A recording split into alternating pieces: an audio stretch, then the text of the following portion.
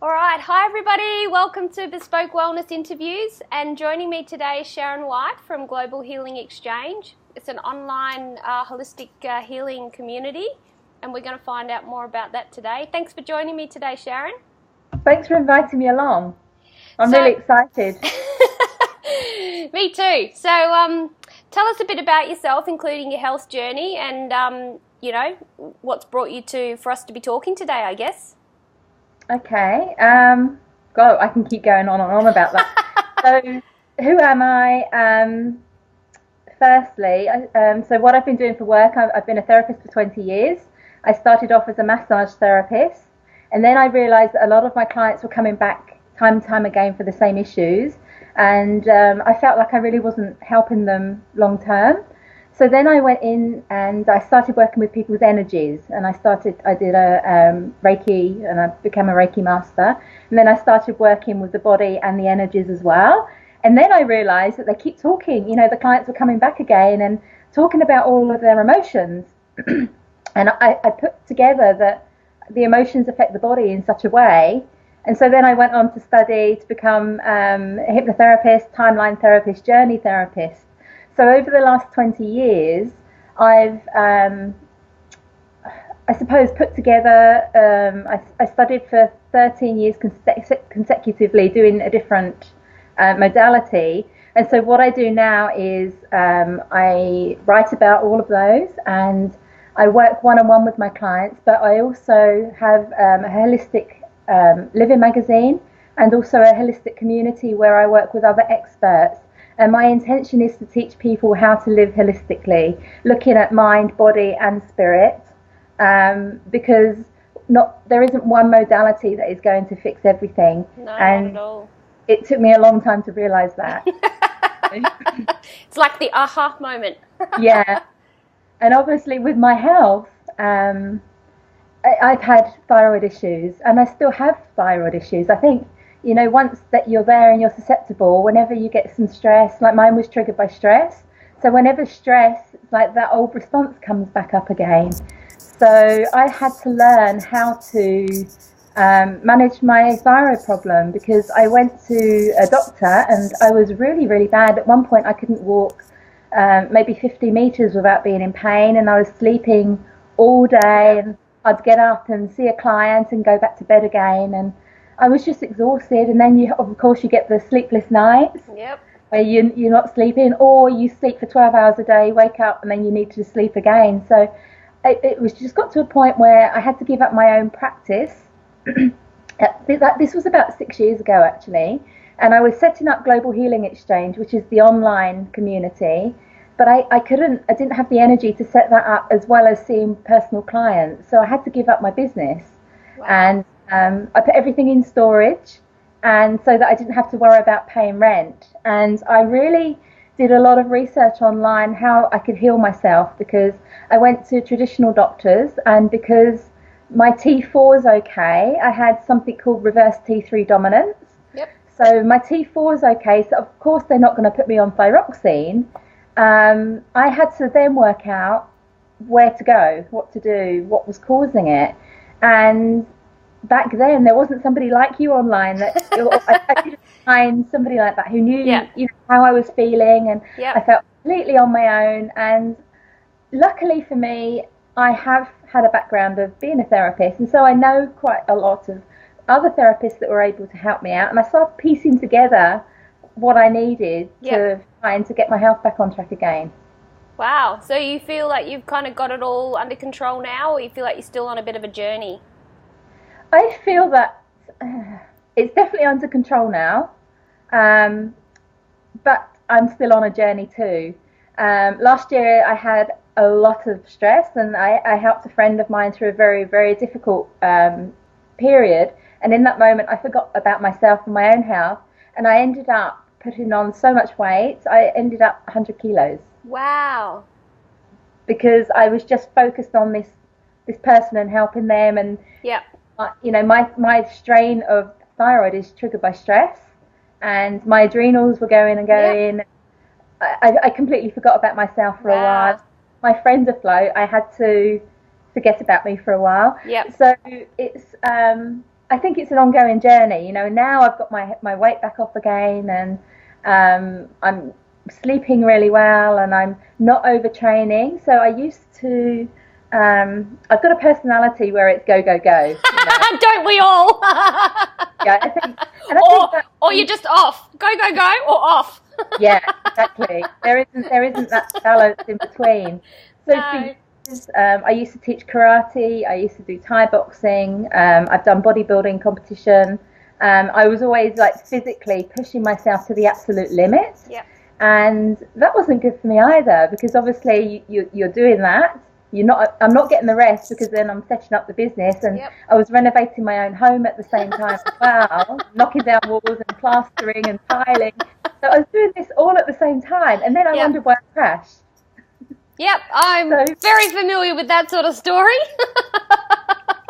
So for me, I think, you know, for me, the word balance is, I'm finding balance. Yeah. It's still a journey, but I am finding balance now.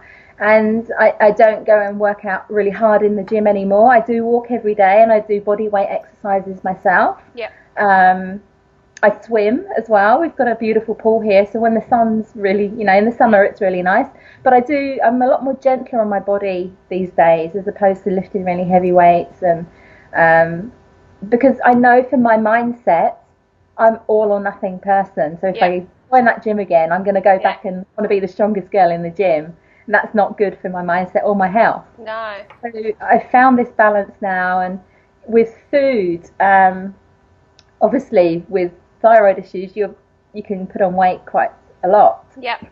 And so I've learned that I have to eat a lot less than most people, because if I eat like a normal person, I end up 100 kilos. Yeah. And when I was 100 kilos, I wasn't overeating. I was probably still only eating 2-3 meals a day. Yeah. It wasn't the food that did it, but it was the adrenaline in the body and all of that. So it's learning that, I think with any type of healing, you take little steps, you take it in little chunks. You don't try and do everything. You don't try to do all of the pills.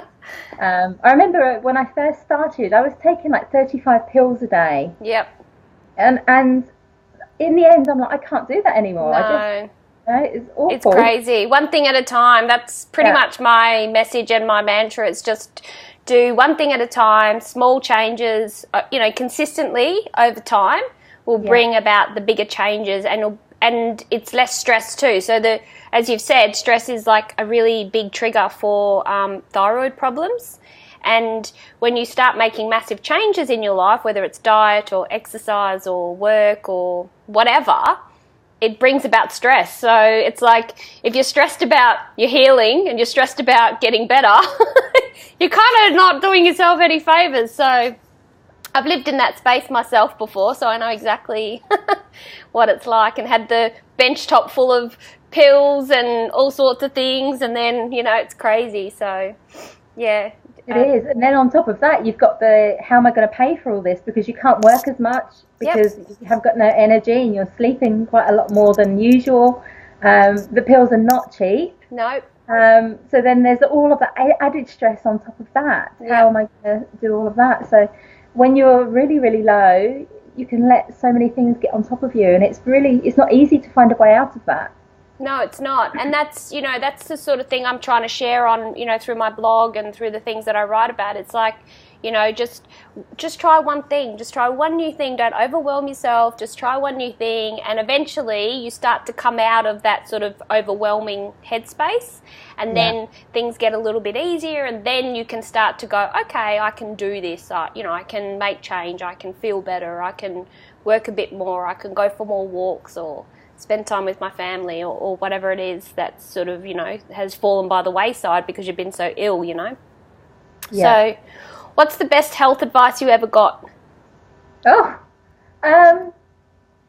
Take time for yourself. That's what I was told, because I would always do everything for everybody else, and I'd always work 16 hours a day, but I'd forget to eat, and I'd be at the computer the whole time and not do anything for myself. So I had a coach who was just drumming into me every week, what did you do for yourself? What did you do for yourself? What did you do for yourself? Did you meditate this week? And, you know, she was like, just start with 2 minutes meditation, 5 minutes meditation, 15 minutes meditation. And I think that was the best thing, because as soon as I started taking time for me, I gave myself space enough to be able to look back at my life and see what I was doing to myself. And I was completely sabotaging myself, beating myself up, making myself work. And in that headspace, there's no way I would have healed. No. So when I took that time out, I could see everything for what it was, and I could then start to see the pathway of how I could start healing again. Yeah, wow. That's good advice by the sounds of it. Yeah. It took a long time to sink in. It Obviously, does. with the thyroid thing and the bit of the bubble brain going on. Yeah. It doesn't always go in. In there at the end. And I think it's, as you said, like it's that sort of, you know, and especially being a female, like there's that tendency to want to caretake for other people, whether it's your family or your friends that are going through hard times. And, you know, it's really important to make sure that you take time. Like people say, oh yeah, it's important, I've got to take time for myself. But knowing it and actually understanding and actioning that are very, very different places. And, you know, it's the one thing I often say to my clients too is, you know, what are you doing for yourself? Like, you know, even if it's just going and sitting in a cafe for 20 minutes and reading a book, or just sitting in a cafe for 20 minutes by yourself, like, you know, is that going to be enough of a no phone, no distraction, no nothing, just some time out, just where you can go, you know, let sort of whatever it is wash over you and, you know, have that space to, as you said, like you described it perfectly, it's like then giving yourself that space to go, all right, what's going on here?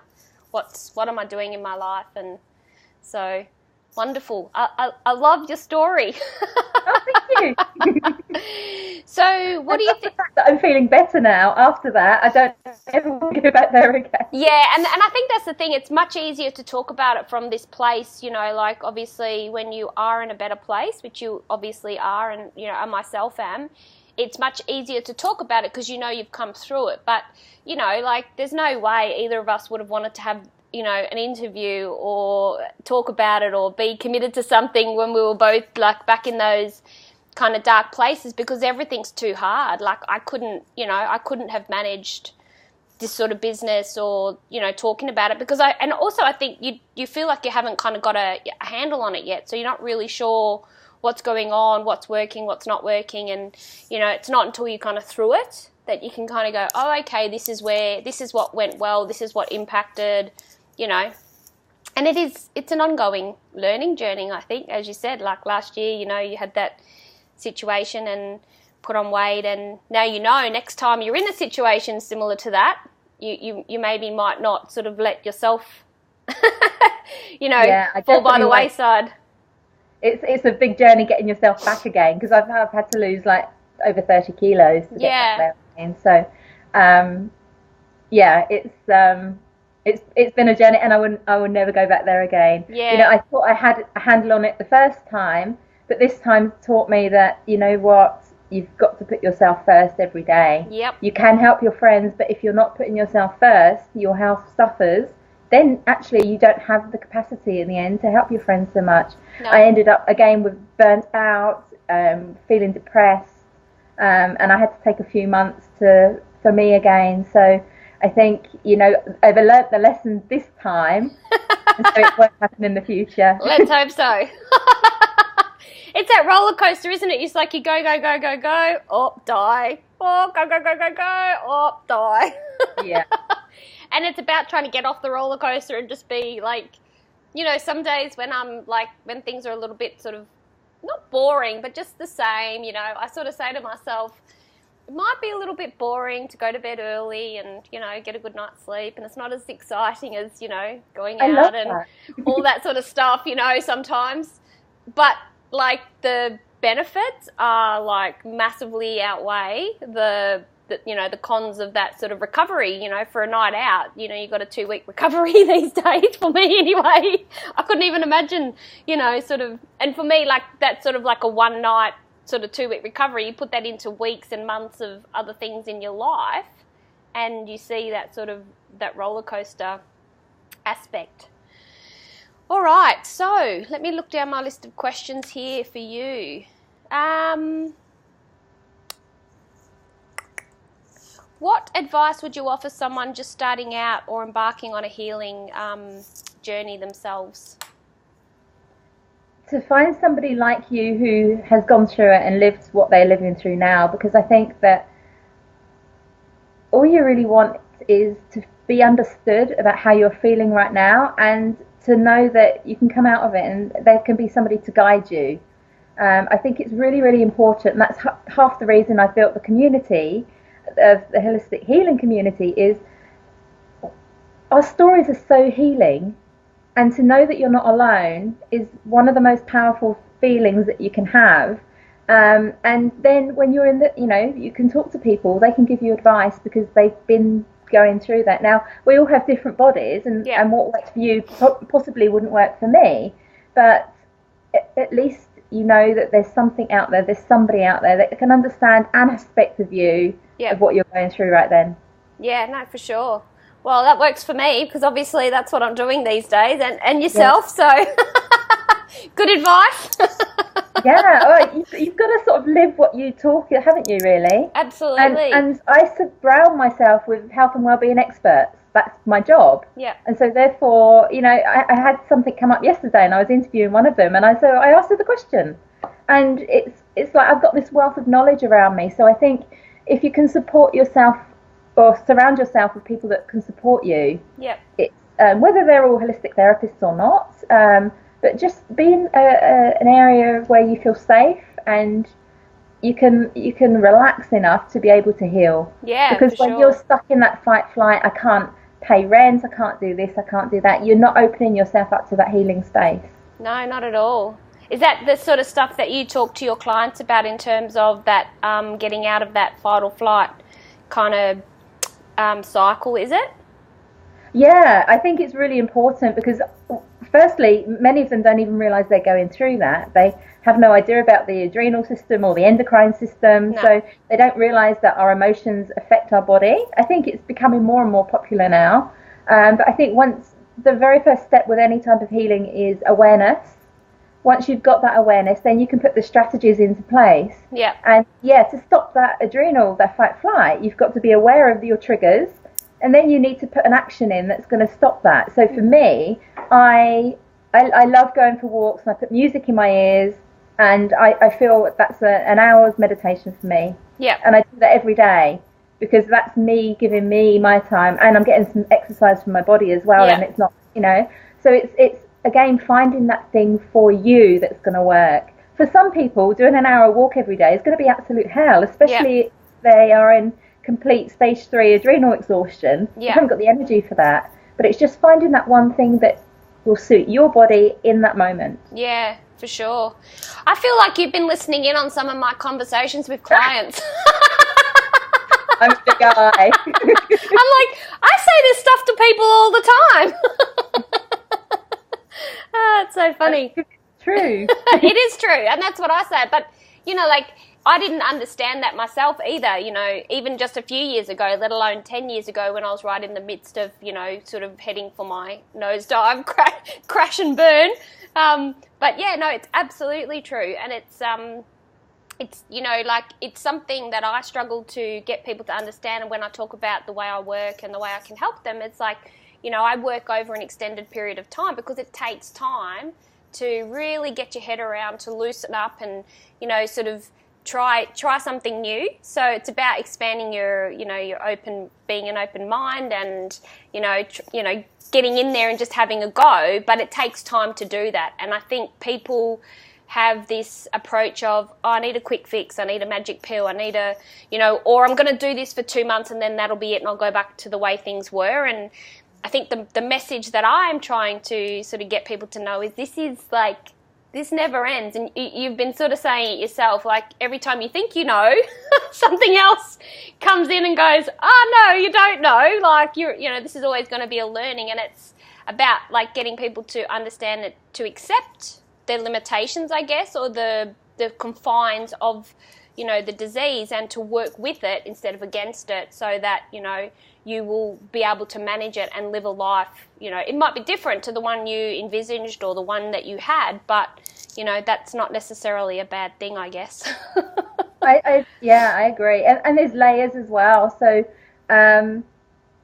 physically I'm feeling a lot better at the moment, but my intention in my head for this year was to heal my thyroid. Yep. And part of healing my thyroid was speaking out, because I never used to speak out for myself. Yep. So you saw on Facebook a couple of days ago, it was my first video of doing live video. Yep. Now, I was really, really scared of doing that.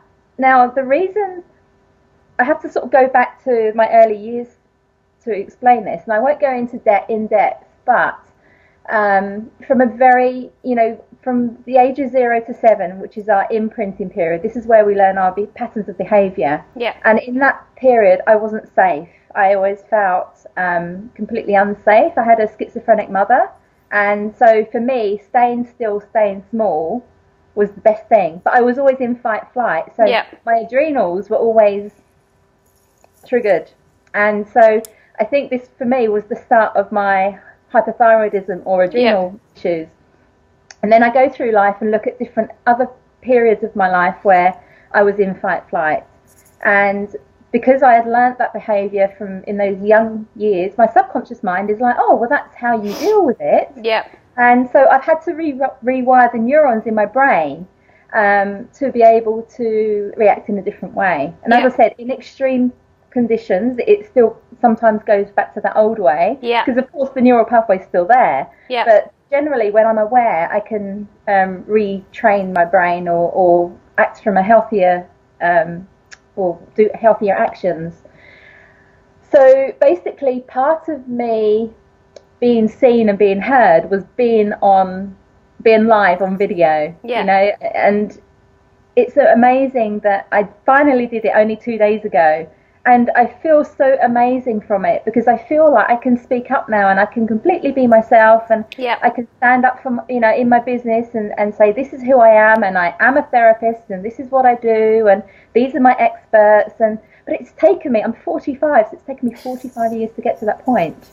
So I've worked on the body's good, I'm exercising, mentally I'm feeling good. But this was a spiritual part where I just had to unblock this throat chakra area, because it had been blocked all those years. So when I say it's a journey, it's a journey. Yeah, for sure. Yeah, when you were talking, I was just like speaking your truth. Like that is, and whether that, is going to repel some people or attract some people, like it is what it is. You have to learn to step into that and have a voice and be heard. And I think that's, that resonates a little bit with me, because that's part of like sort of what I'm trying to do, is to finally step out of the shadow, I guess, and say, you know what, I wasn't well for all these years, even though I pretended I was fine. And now I'm sort of going, hey, you know what, it's not okay. And it's there's things to be said, and people need to hear this. So I love that sort of, I don't have the same historical aspect, but I love the message about, that sort of releasing that spiritual, whatever that spiritual, aspect is for you, which for you is obviously speaking and being heard. I love it. I think it's wonderful. And it's definitely, it's part of that healing. It's a multi-level, thing, because I think sometimes your health, and getting to that crash and burn situation is basically the wake-up call that you've been ignoring, because, you're getting the whispers, stop, rest, and you ignore that, stop, rest, ignore it, The earphones are on. I can do that. I can push that. I don't push rest. Don't worry about it.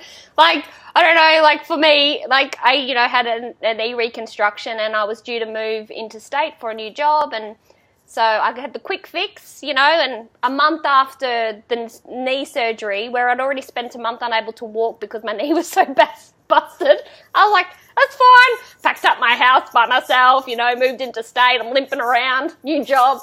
She's fine. It's fine. I look back now and just go, what drugs were you on? Like, there was a message there. You need to stop and rest, and I sort of didn't listen. So 2.5 years later, when I had to have my knee reconstructed again, I got the message. Yeah. I finally got the message. I was like, okay, maybe I'll listen this time and I'll actually rest. So yeah, sometimes we get that sort of the loud, smashed up against the wall kind of message because we haven't listened to the subtle. So So I try to pay attention to the subtle messages these days. It's a lot easier, isn't it? Oh, it is. It is. But you have to stop and, have quiet to be able to do that. And I think that rush sort of mindset and personality type sort of makes it hard to stop and hear that, hear those subtle messages for what's good for you and what's good for your health. So it's just so interesting to me to hear you. I'm just going, oh my God. It's always like looking in the mirror. Crazy. I think with people with this type of thing, I see a lot of personal clients as well that have had abuse, or they suffer anxiety, or the adrenal issues as well, but mainly the anxiety, and it seems to be a similar type of personality type. Yeah. That gets this particular illness. Yes, because it does. We don't stop, and our minds are crazy, and yep. It's amazing. But when you can stop that, and you can actually have that stillness inside, wow, it's amazing. It is, but it's not an easy, I think it's a very confronting sort of path to go on to, unravel all the elements, as in that holistic space, because as you said, it's not just about your physical well-being, it's your emotions and your spiritual and your mindset and all that sort of thing. So it's about bringing all of those, together. Yeah, and I think also if you're in the midst of exhaustion, listening to this, maybe it's all too much, I can't do all of that. Yep. But taking it back to the very beginning, do that one thing. Yeah. Once you've mastered that one thing, then do the next. The next. Anyway, so one last question before we wrap up. When did you realise you wanted to take your healing journey into the entrepreneurial space? Oh, well, I never actually realised that. It just suddenly occurred. Entrepreneur. I don't actually see myself as an entrepreneur. I am. I've had my own business for 20 years, but it's just progressed. It's gone from being a therapist who was working one-on-one to asking myself a question: how can I help many people? And how I can help many people is being online. So it was never anything about being an entrepreneur. It was just like, how can I help as many people as possible? Yeah. And these days we can do it online. So that's what I do. And part of it, to be honest, this has just popped up in my head. Part of it was I didn't feel comfortable doing it myself, so I needed other experts around me, which was very interesting. But I felt something out of my insecurity that is absolutely amazing now. We've got this amazing magazine that comes out each quarter, and I love, each magazine has different topics. So we've gone from diabetes and cancer and self-love and on and on. So from that insecurity, I've built this amazing product, and I'm about to launch the membership program as well, which is obviously going to help. I want 1,000 members plus in there, talking to each other, learning about different healing modalities, learning from the experts, knowing that they're not alone. I think, it's not about the entrepreneur, but it's about helping people realize that we are interconnected and that there is support there for them. Absolutely. Well, congratulations on your new venture. Thank you. Thank you so much for joining me today and giving us your valuable time and sharing with my readers your health journey and the lessons that you've learned. I'm sure that some of them will take away some very valuable insights from it. So the link for your membership and community will be underneath this interview for any of you watching, so you'll be able to go straight to it and check out the free trial. Thanks again, Sharon, and until next time, maybe we'll check in another year or so and see if you're still on that level playing field, that you haven't sort of gone on a roller coaster ride in another form. Oh, who knows? But I'm heading upwards. I'm heading up. Good. Thanks so much. Thank you so much for having me. It's been really lovely speaking to you. Thank you. See you later. Bye.